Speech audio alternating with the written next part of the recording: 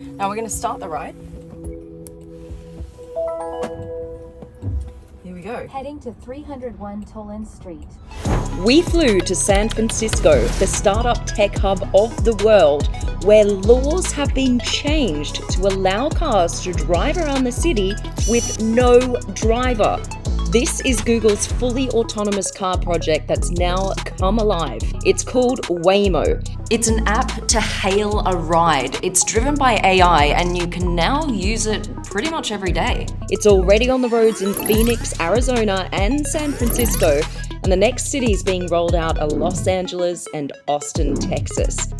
We take a look at the tech, like how does it actually work, and we order one to experience it for ourselves. Supercar Blondie. Hey, what's up?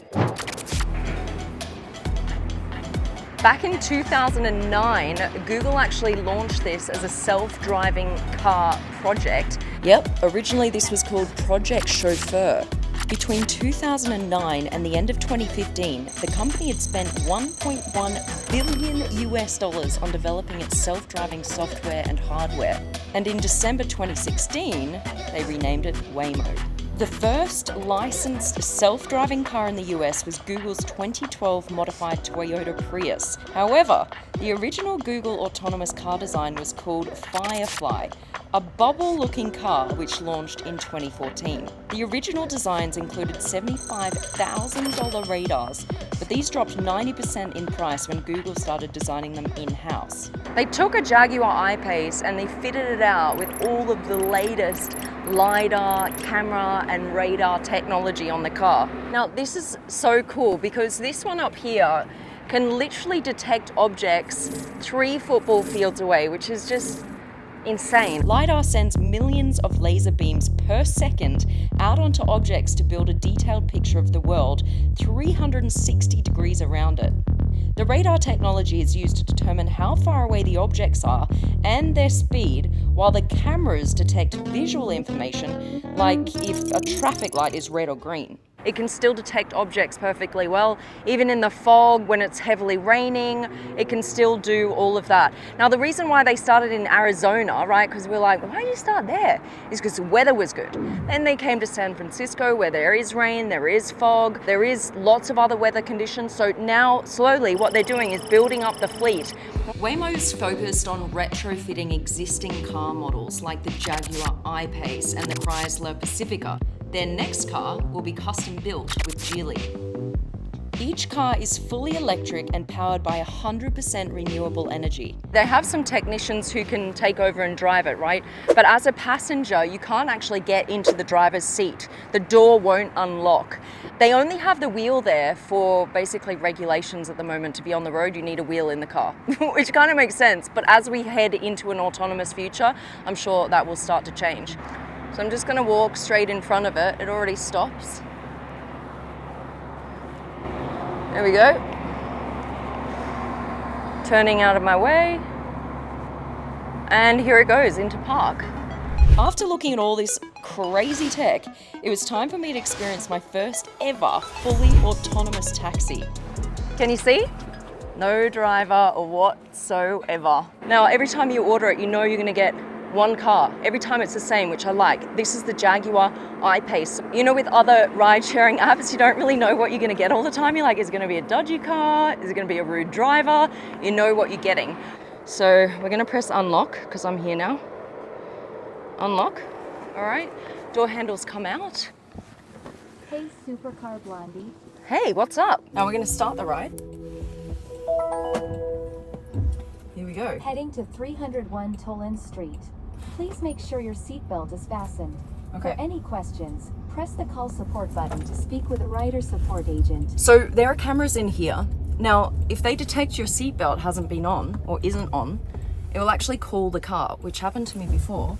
A support guy, a real human, called and he's like, "Hello, this is DJ, put your seatbelt on." I was like, okay, sorry mate, here we go.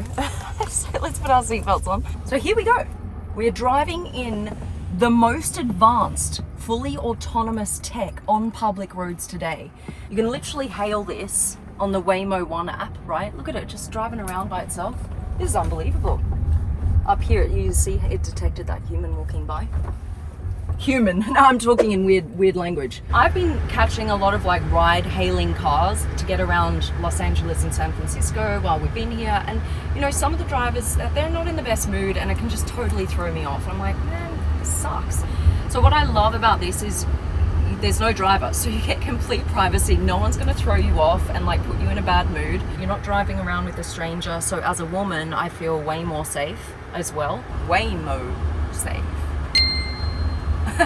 If I go into menu, you can see here there's cameras in the car and there's also audio, but you can go into camera privacy and mics are off, so you can make business calls in here. No one's listening to you. Now, I know what you're thinking. I would never get in a car that doesn't have a driver. But listen to this. Waymo have done over 20 million miles of real-world driving. It's the equivalent of driving to the moon and back 40 times. They even looked at fatalities on the road in Arizona over the last few years and re-simulated the crashes with Waymo cars. And in each of the simulations, the crashes were prevented. One of the world's leading reinsurers, Swiss Re's research, shows that Waymo's self-driving cars are super safe, cruising over 3.8 million miles in San Francisco and Phoenix without any injury claims. A big difference from the 1.11 claims per million miles for us, humans behind the wheel. Now, as you can see, green light, it'll tell you here what the car is doing, right? So it's going around the corner here, and look at all of the different things it's detecting. All of these white ones are moving vehicles. And what you can do is, if you need to pull over now, you've changed your mind, you can just press pull over and it will find a safe place to pull over. You can call support and a real person will talk to you at any time. And you can put stuff in the back, and it doesn't matter if you put stuff all the way to the ceiling because the driver doesn't need to see out the back, right? It's got cameras, it's a computer driver. And I feel totally safe. Like, the way it's driving around, I feel like there's a human driving. I honestly do. Like, it's crazy. What do you guys think? Would you be comfortable in something like this? Let me know in the comments section. Almost there. Don't forget your belongings. All right, here we go. We're pulled up. You're here. We're Please here. make sure it's clear before exiting. And off it goes. Bye. It's been fun.